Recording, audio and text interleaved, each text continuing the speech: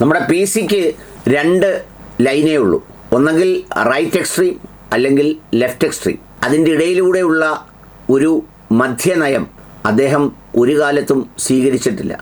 നമ്മൾ സാറിന് പറയുമല്ലോ, ഒന്നെങ്കിൽ ആശാൻ്റെ നെഞ്ചത്ത് അല്ലെങ്കിൽ കളരിക്ക് പുറത്ത്.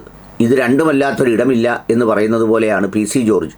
പി സി ജോർജ് എന്നും അങ്ങനെയായിരുന്നു. ഇടക്കാലത്ത് ചിലപ്പോൾ ചില പ്രതിസന്ധികളുടെ ചില തോൽവികളുടെയൊക്കെ മൗനമൊഴിച്ചാൽ പി സി ലൈൻ അതാണ്. ഇപ്പോൾ അദ്ദേഹത്തിൻ്റെ ലൈനിൽ കുടുങ്ങിക്കിടക്കുകയാണ് തന്തപ്രയോഗം. ആ തന്തയിൽ നിന്ന് രാഷ്ട്രീയ തന്തയിലേക്ക് കഴിഞ്ഞ ദിവസം അദ്ദേഹം ചുവടുമാറ്റം നടത്തി. അപ്പോഴും കമൻ്റ് ഇടുന്നവരും പോസ്റ്റ് ഇടുന്നവരും വിടാതെ പി സിയെ പിന്തുടരുകയാണ്. സ്വന്തം നാവ് വരുത്തി വെക്കുന്ന വിനയെക്കുറിച്ചാണ് ഇതിൽ പ്രധാനമായും ഓർക്കേണ്ടത്. സംഗതി പി സി ജോർജിൻ്റെ ഒരു പ്രസ്താവന BJPക്ക് വലിയ പ്രതിസന്ധി ഉണ്ടാക്കി. അത് റെക്കോർഡ് ചെയ്തതും പുറത്തുവിട്ടതും ഒന്നും വേറൊരു പാർട്ടിക്കാരുമല്ല, BJP സ്നേഹികളോ കുറച്ചുകൂടി വ്യക്തമായി പറഞ്ഞാൽ പി സി സ്നേഹിയോ ആയ ആരോ ആണ്.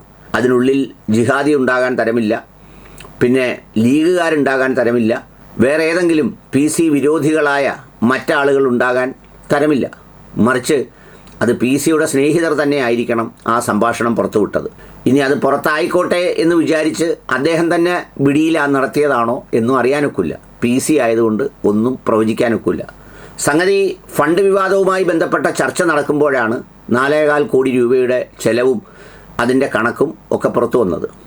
ഇപ്പോൾ ഒരു അവസാന ആശ്രയമെന്നുള്ള നിലയിൽ ഒരിടത്ത് നേരിയ പ്രതീക്ഷകളോട് അവശേഷിക്കുമ്പോൾ അതുകൂടി ഇടിഞ്ഞു പോകുന്നൊരു കാഴ്ച ഹൃദയം പിളർക്കുന്നതായതുകൊണ്ടാണ് വളരെ വൈകാരികമായി പി സി അതിനോട് പ്രതികരിച്ചത്.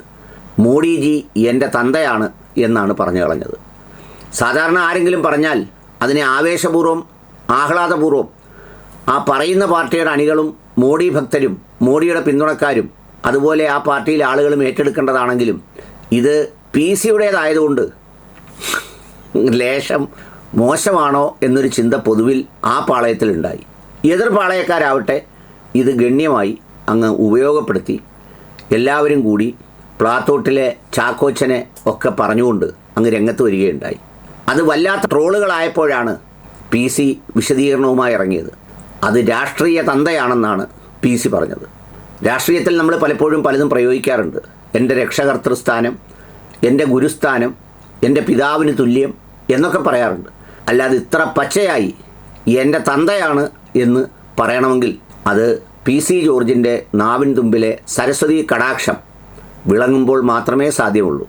അങ്ങനെ വിളങ്ങിയതിൻ്റെ തുടർ വാർത്തകളാണ് സാമൂഹ്യ മാധ്യമങ്ങളിൽ നിറയെ. അദ്ദേഹം വിശദീകരിച്ചിട്ടും വിടാതെ പിന്തുടരുകയാണ് അദ്ദേഹത്തിൻ്റെ ശത്രുക്കൾ. അദ്ദേഹത്തിൻ്റെ ശത്രുക്കൾക്കൊരു പ്രത്യേകതയുണ്ട്.